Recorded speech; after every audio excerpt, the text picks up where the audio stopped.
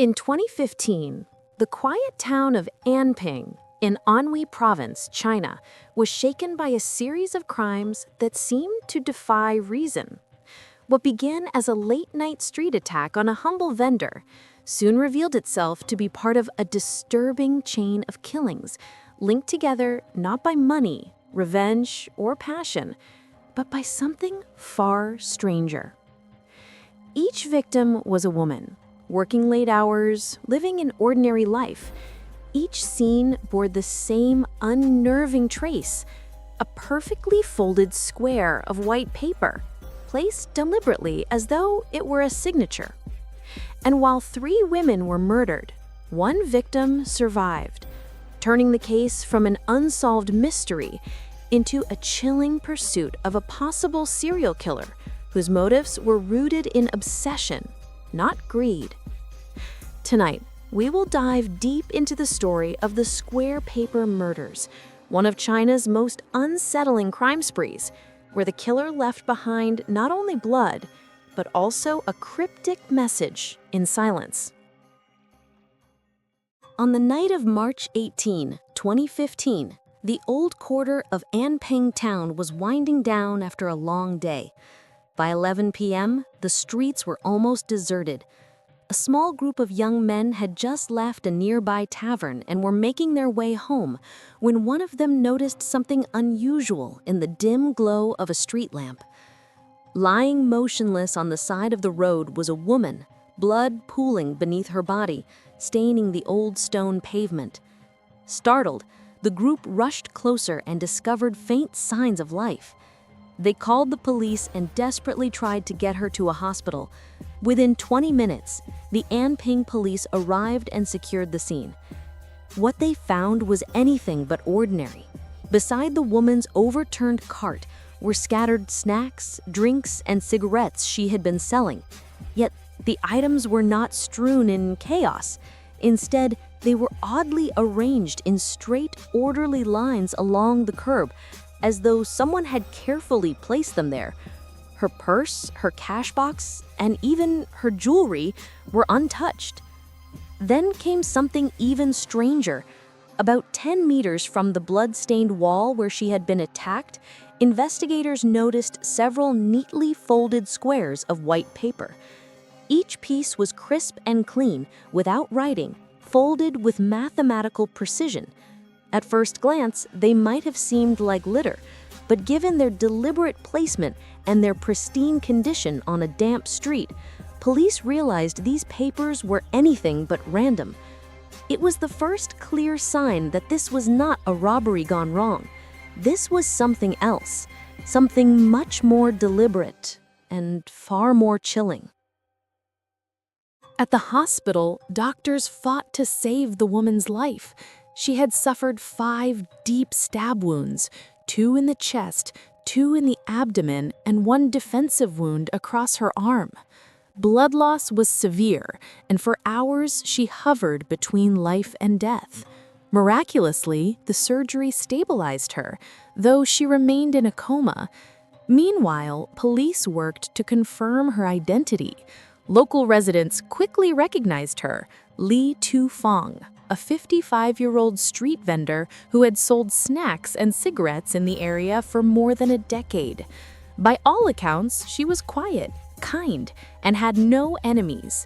She was known for working late, often returning home near midnight. Yet neighbors recalled something troubling. In recent months, Li had confided that a strange man sometimes lingered near her stall, staring at her for long periods without speaking. She felt uneasy but never filed a complaint, brushing it off as a harmless eccentric. Now, with her lying in a hospital bed, those warnings seemed like they had been ignored too long. Police also discovered another crucial clue. Inside the blood-soaked pocket of Li's jacket was 1 more folded square of white paper, identical to those found at the crime scene. This was no accident. The killer had placed it on her body deliberately, as if leaving a signature. With this, investigators were certain whoever had attacked Li Tufang was not motivated by theft or personal dispute. They were dealing with a far darker pattern, one that had left its mark before. As investigators pieced together the evidence from Li Tufang's attack, one veteran officer suddenly drew the room into silence. In the past 5 months, 3 other women had been murdered across the province under eerily similar circumstances. Each victim was a woman, each killed late at night between 10 p.m. and midnight. Each had been stabbed repeatedly in the chest or abdomen with a sharp blade. None of them had been robbed.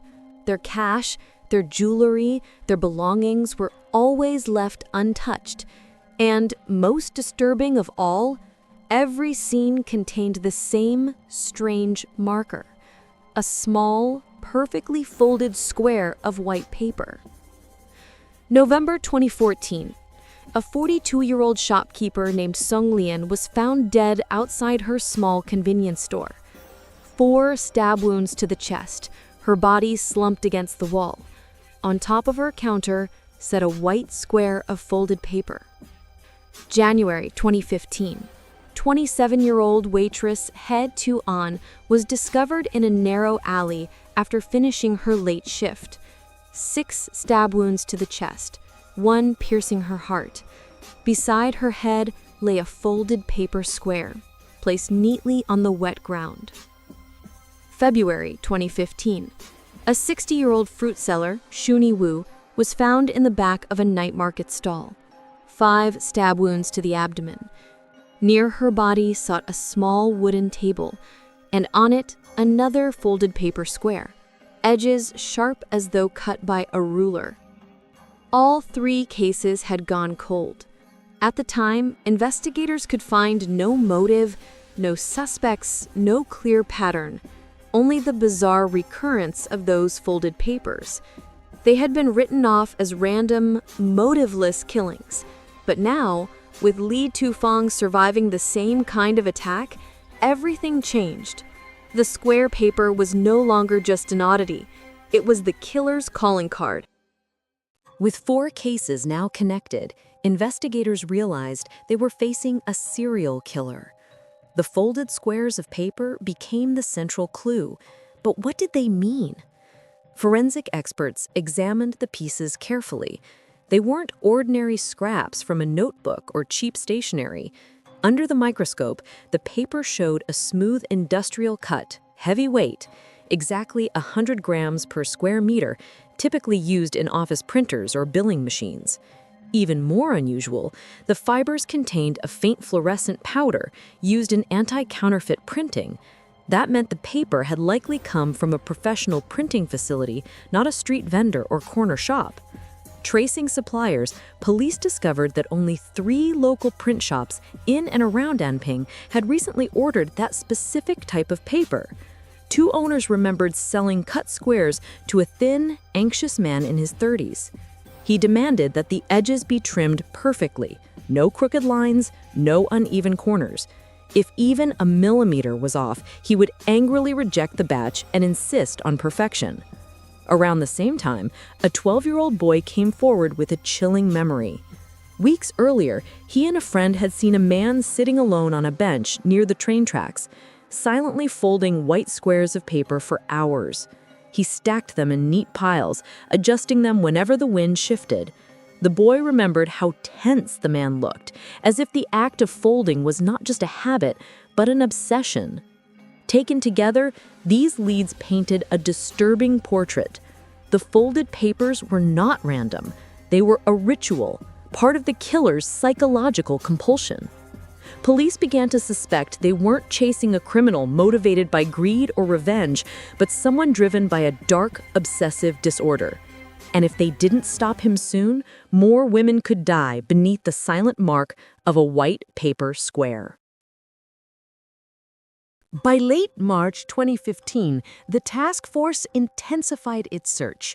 The folded paper trail had narrowed their investigation to a handful of suspects, and one stood out.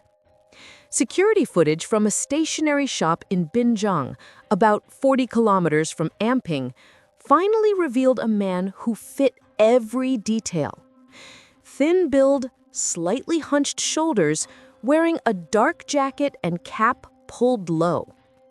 On February 24th, the man had entered the shop, purchased pre-cut paper squares, and meticulously inspected the edges before leaving. In a brief moment at the cashier, he lowered his hood, revealing his face. Facial recognition software matched him to Zhao Ka-cheng, 34 years old, originally from a neighboring province, now living in a workers' district in Anping. His record was striking: a history of obsessive-compulsive disorder, OCD, treated briefly 5 years earlier before he abandoned therapy. Since then, he had drifted between jobs, living in isolation. When police raided his rented room, the discovery was chilling. The small apartment was immaculate, every piece of furniture aligned in perfect symmetry. On the desk sat stacks of white folded paper squares, arranged with military precision. Beside them lay a small wooden-handled knife, its blade gleaming. Neighbors described Zhao as quiet, withdrawn, often staying up late into the night. Some had seen him carrying bags of paper. Others noted his habit of disappearing for hours before returning silently. To them, he was peculiar but not threatening. To police, he was now the prime suspect in a string of murders. And then came the moment investigators had been waiting for. When shown Zhao's photograph in her hospital bed, Li Tufang's eyes widened in terror. Though weak, she nodded through tears, confirming he was the man who had attacked her on that dreadful night. The hunt for the square paper killer was nearly over. With Li Tufang's identification and the evidence found in his room, police arrested Zhao Kai-cheng within days. His compulsion to fold paper squares had escalated into ritualized violence, leaving 3 women dead and 1 barely alive. Experts concluded he wasn't driven by greed or hatred, but by a psychological obsession. Each folded paper square was his mark of control. The case became infamous across China as the square paper murders, a chilling reminder that some of the darkest crimes are born not from motive, but from the chaos inside a disturbed mind.